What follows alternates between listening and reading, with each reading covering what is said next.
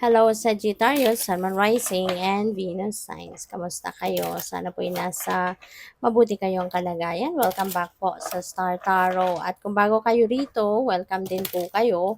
Please subscribe, like, share my videos, and leave me a comment kung naka-resonate po kayo. Okay? Thank you. So, tingnan natin ano pa ang ganap. We have the Sentinel. Ayan, determination and certainty. So, siguro, Sagittarius, ang iba sa inyo sa ngayon, sigurado na kayo ngayon kung ano yung direksyon na tatahakin ninyo. You know? Alam mo na, parang nabuo na sa isip mo, na figure out mo na kung ano yung direksyon na tatahakin mo, ano yung gagawin mo, ano yung approach, 'di ba? Na gagamitin mo, yung mga ganon. So, good for you.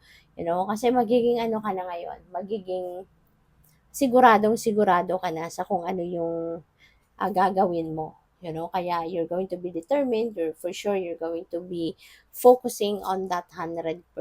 Kaya, sige lang, go for it.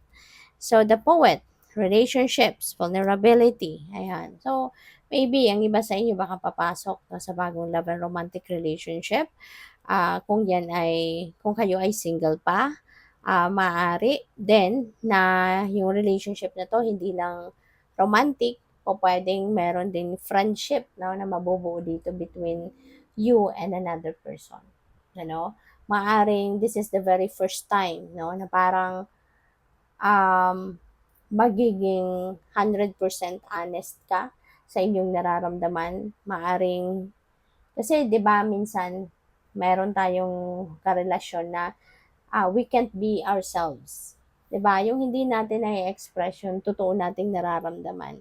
Parang may barrier, no? 'Di ba? Na sineset tayo. Kaya parang piniplease lang natin yung tao or pinapakita lang natin kung ano yung sa tingin natin magugustuhan niya sa atin, kaya yun ang pinapakita natin.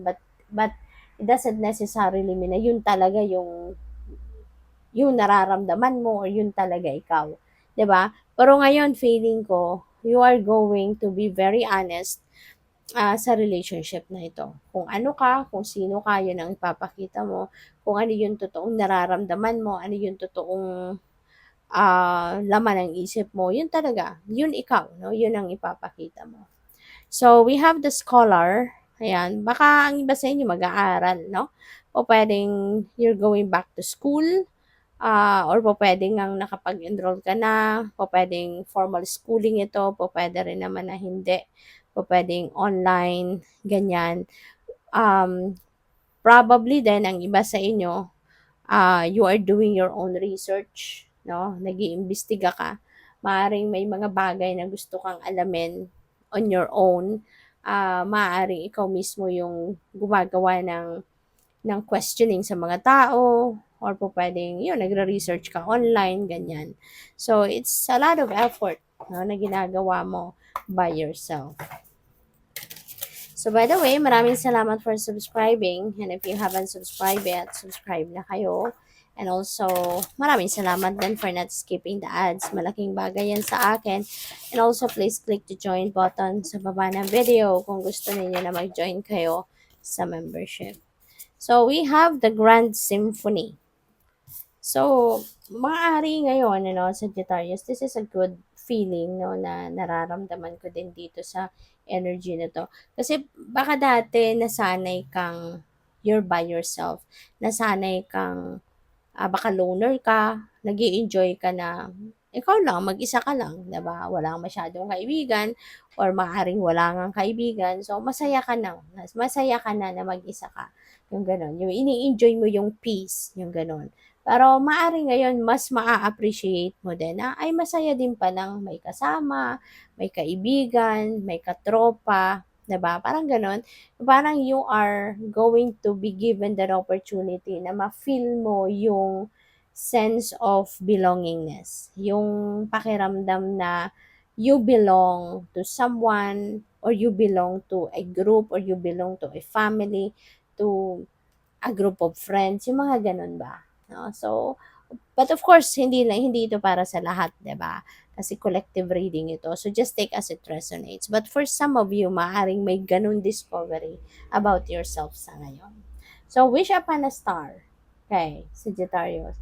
May pagkakataon ka ngayon, no, na mag-wish or sabihin mo kung ano yung mga deepest desires mo. So, kung gusto mo, 'di ba, i i-pause mo muna yung video, 'di ba? Kung nasaan ka man ngayon, makikita mo kung gabi, 'di ba, may makikita kang star, and go for it, 'di ba? Tumingala ka sa sky, tignan mo yung kung alin diyan na specific na star, and wish upon the star, 'di ba? Or kung hindi naman, kung napapakinggan mo or pinapanood mo yung video na 'to, araw, walang dark sky, then you can do it, you can make it, 'di ba, yourself. Pumikit ka, imaginein mo gabi, imaginein mo na merong mga stars na nakikita ka sa sky, then pili ka diyan 'no, sa star, kung anong nai-imagine mong star, kung nasaan man 'yan, then mag-wish ka. Okay? It's just the same. So, mag-wish ka at sabihin mo kung ano yung pinaka-wish mo sa ngayon, ano yung pinaka-desire mo na bagay, 'di ba? Yun, sabihin mo, i-wish mo 'yan. Kasi you will be you will be heard. No? Kung ano man yung wish mo, for sure the universe will hear you. So what else? We have into me I see. Ayan, so feeling ko dito nagkaroon ka siguro or magkakaroon ka ng ah, time, na magnilay-nilay, magmuni-muni, mag-reflect, tune in, no, sa sarili mo, and you are going to uh, discover many things about you. Baka ngayon, mas makikilala mo yung sarili mo.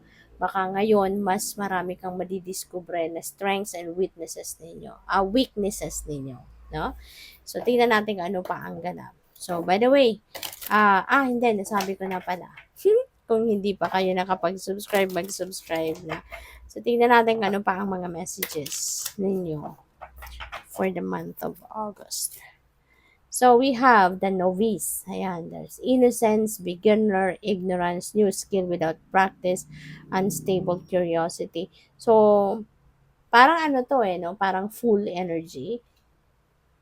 Kaya maaari na ang iba sa inyo, Sagittarius, is going to do something na you've never done before. Maaring meron kayong naisip, may idea kayo na, oh, I want to do this. But, mangangapa ka. You're not sure of how the journey, 'di ba, will look like. Kasi parang uncharted territory ito para sa inyo. Pero despite that, parang gusto mo tong karirin, gusto mong gawin, gusto mong simulan. So, good luck sa'yo. So, what else? We have the frog. Cleaning house, releasing emotional baggage. Ayan, so hindi lang ito paglilinis ng bahay mo, kundi you are also going to clean up yung sarili mo, yung emotional aspect mo. Kasi po pwedeng mabigat, no? Pakiramdam mo, maaring po pwedeng na-hurt ka or na-betray ka, napagsinungalingan ka ng sino man. Kaya parang hanggang ngayon, ramdam mo pa yon, yung bigat ng loob ninyo, naramdam mo pa. Kaya maaari ngayon na marirealize mo, no? Marirealize mo na, teka lang, 'di ba? Bakit ko pa papahirapan ng mas matagal ang sarili ko? Ako na nga yung nasaktan, ako na yung niloko, ako na yung pinagsinungalingan, 'di ba? Kaya maaari na ngayon maglalakas ka na rin ng loob na i-release na kung ano man ang mga emotional baggages na maaaring nararamdaman or nararanasan ninyo. So, that's good. At saka, yun, yung bahay ninyo, yung living space mo, maaaring balak mo din na maglinis talaga. 'Di ba? And it's August, so malapit na yung ghost month. So, dapat lang talaga na pagplanuhan ang paglilinis, no, ng bahay para na mawala yung mga negativity sa bahay, no? So, yun. The water fairy, feelings and emotions. Ayan. So, baka mas lalo kayong magiging emotional din, in the month of August. Maaring, this is the time na siguro mas marami kang oras sa pagninilay-nilay at pagmumuni-muni. Mas marami ka sigurong or magkakaroon ka ng mas maraming oras to, uh, get in touch with your soul, which is good, 'di ba? Kaya siguro ano ka, magiging emotional ka, 'no? Mas magiging kumbaga in tune ka, or in sync, 'no, sa kung ano ang ano yung binubulong ng soul mo sa'yo, yung parang mas, alam mo yun, mas ano ka, yung bang um, updated ka, no, sa soul mo, parang ganon. So, good luck. Thank you for watching. Love and light. Namaste.